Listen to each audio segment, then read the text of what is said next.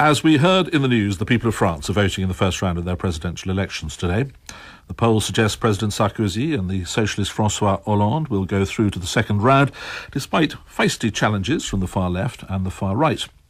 There are more Muslims in France than in any other country in Europe, and the campaign was interrupted by the dreadful events in the southwestern city of Toulouse last month. Mohamed Merah, a French national of North African origin who claimed links to Al-Qaeda, shot 7 people dead, including 3 children, at a Jewish school before he was himself tracked down and killed by French police. The journalist Anne-Marie Moutet is in Paris. We're also joined by Matthew Goodwin of the School of Politics and International Relations at Nottingham University and Nabila Ramdani, who writes on Islamic affairs. Good morning to all of you. Good morning. Can we talk a little bit about the impact of what happened in Toulouse, firstly? Because although the campaign was paused, as it were, it was such a dramatic event, it of course coloured things. Anne-Marie Moutet, to what extent did it change the tone of the campaign? It changed the tone of the campaign, and it looked as if it also had changed the possible results of the election. But at the end of the day, it changed it much less than one would have expected it to. It was a shock. Sarkozy looked like he was going to get a boost because he appeared very presidential, and at the same time he was not extremist in his statements. He said the whole nation must be united, and there was at first a reaction that this might actually be the sort of event that would overtake the trend of the polls. But now we're sort of looking at the first round today and the runoff in 2 weeks' time.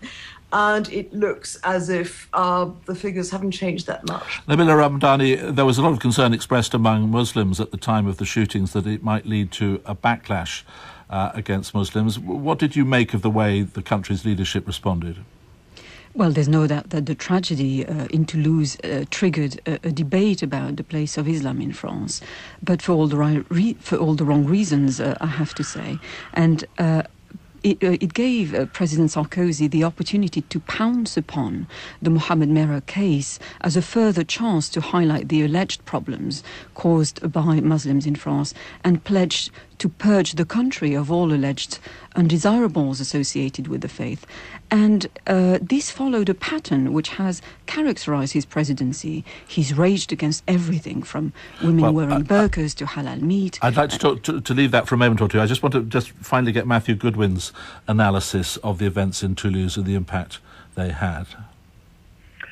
Well, I think what they have shown yet again is not only the way in which the far right is increasingly using Islam as a mobilization issue, but also the way in which that is creeping into the discourse of centre-right parties. And that, I think, is particularly significant given that we've now got forthcoming elections in the Netherlands, we've got important elections in Austria next year, and it's not only the far right now that are jumping on this bandwagon. I tweeted actually yesterday about the way in which now British newspapers, or one particular newspaper, has come out openly in support of Marine Le Pen, discussing her approach toward Muslims and Islam.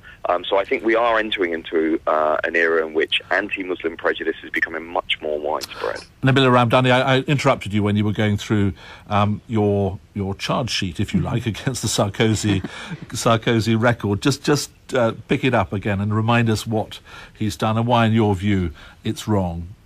Well, I think the profile of Islam has been particularly poor during this year's election campaign, and Nicolas Sarkozy has been leading the stigmatization in all that. His presidency has been characterized, as I was saying, by an onslaught, effectively, on Muslims in France. For example, we remember old people from ethnic minority backgrounds, scum, who should be washed away with a power hose. Or that was actually before the last election, wasn't it? Indeed, but there was a recurrent theme throughout his presidency of, for example, calling women in burqas walking coffins, or saying that Islam is a problem in France. Remember, he also created a poisonous national identity debate, effectively allowing bigots to openly voice their Islamophobic feelings in town hall debates across France, and indeed on the website of the Ministry of the Interior. And he also created, remember, the Ministry of Immigration and National Identity, suggesting that immigration is a threat to French values. So he effectively created a very nasty environment for people of the Muslim faith. Let me ask Anne-Marie Moutet whether you think that that's a fair representation of the way he's approached the issue. No, I don't think it's a fair representation at all. First of all, what happened before the 2007 election when he talked about cleaning up the banlieue, this was in answer to a Muslim woman at a window in Argenteuil who said, "Can you rid us of the hooligans in this neighborhood? We can't go out at night." And he said, "Yes, madame." I was there, so I remember this very well. It was in Argenteuil. And he said, "No, yes, madame, we will rid you of that." So what I'm saying is, he was talking about the crime. He was talking actually in an immigrant neighborhood, and he was saying that most of the people who lived in that neighborhoods were the first victims of the crime. I don't think it was aimed at Muslims at all, on the contrary. And on the specific... I don't think it has fostered this kind of atmosphere. It came to the debate, but it's been extremely easy, and it's been a kind of shorthand to say that he's fostered that, but actually he has stood against Marine Le Pen pretty strongly, and he's made a number of points saying that he created, when he was the interior minister, he created the representative body of Islamic organizations in France, and in general, what he says is that there should be assimilation in French culture, but that's very different. Before we come back to you, Nabila Ramdani, just let me ask Matthew Goodwin this. It is true, isn't it, that in an election period like this, if you look at the past, you're bound to find rhetoric that isn't necessarily followed up when somebody gets into office. And at the moment, Sarkozy has a particular problem, which is that he's threatened from his right, and he's trying to neutralise that. And we can probably expect to see the rhetoric change a bit, assuming he wins a place in the second round today.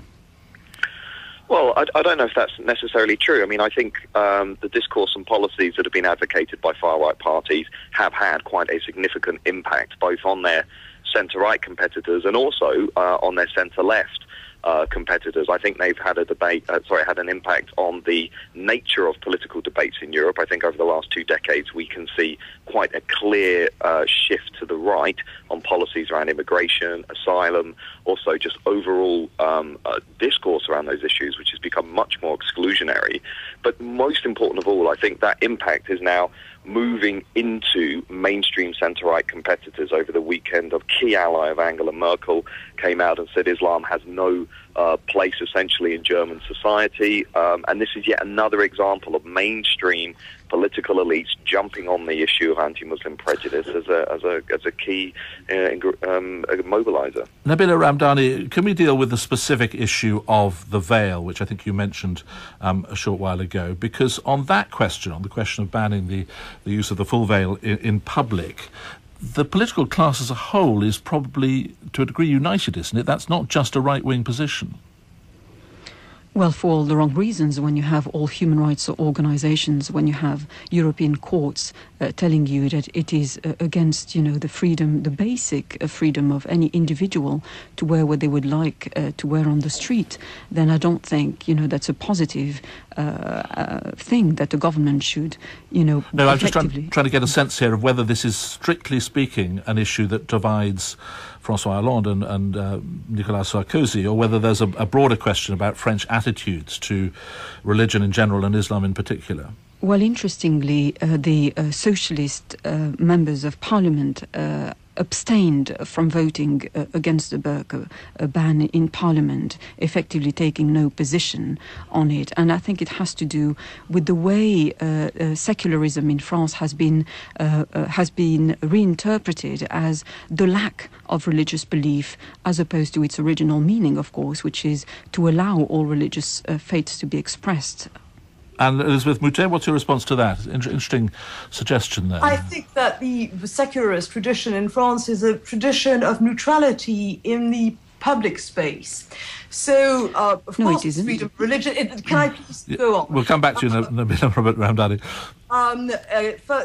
There is, of course, respect of religions, which is enshrined in the Constitution, but the idea is that you do not have you don't allow obvious signs in the civil service and schools. I mean, the most important veil bill is actually the bill for the hijab, the veil, which said that in schools, not in universities, and in the civil service, you should not wear a veil because that is an affront to the neutrality of the state. And that was a very broad agreement on this one. Well, when we got to the book, I would like to say that the parliamentary commission, which brought, after a 6-month inquiry, the idea that there should definitely be this bill, was headed by a communist mayor who said himself that he changed his mind as he was doing the inquiry. And the socialists obtained because they could not vote against it, and some of them did stay on. And there's wide agreement among the nation about this one. Nabila Ramdani, do you think, looking ahead, do you think things will change if Francois Hollande is elected president, as it has to be said, does look likely from the polls at the moment? Yes, I think quite clearly François Hollande is not a populist politician. He has never resorted to inflammatory language aimed at stigmatizing French Muslims or indeed any community. So I think he will definitely bring about a more appeased climate and more live and let live atmosphere in France. Having said that, the real test for François Hollande will be his ability or not to make sure that firm anti-discrimination laws are implemented to guarantee that French Muslims are given the same opportunities when it comes to employment, education, housing, and so that they are not discriminated against any longer because of their Islamic-sounding name or their undesirable postcode. The United Nations told off France for its treatment of ethnic minorities, listing it alongside countries like Iran, believe it or not. So I think Hollande will have to shake off that appalling legacy effectively. Matthew Goodwin, when you listen to Francois Hollande, do you see the possibility of a real break with the past? Well, I think we're looking at somebody who's far more principled in the way in which he approaches some of these social issues, which can be incredibly divisive. But I think looking ahead across Europe more generally, the issue of Islam, the issue of whether Muslims are compatible with Western liberal democracy, I mean, this is going to dominate, I think, these key elections that are coming up, not only in the Netherlands, but also Austria, Germany. We have European elections in the not-too-distant future. And unfortunately, the way in which this issue is creeping into sections of media and mainstream political debate is going to keep that in the headlines. And Elizabeth Moutet, a very quick thought from you on what a Hollande presidency might change. I think we have all the laws in the books already, and I think by and large, if you look at the courts, they are enforced. So I suspect that there will be far less change than you think, because first of all, the situation that Nabila is describing is vastly exaggerated, and I don't think it's very founded to make this. So I think there's not going to be much change. We must leave it there. Forgive me, everyone, because we've run out of time. That's all we've got time for this Sunday.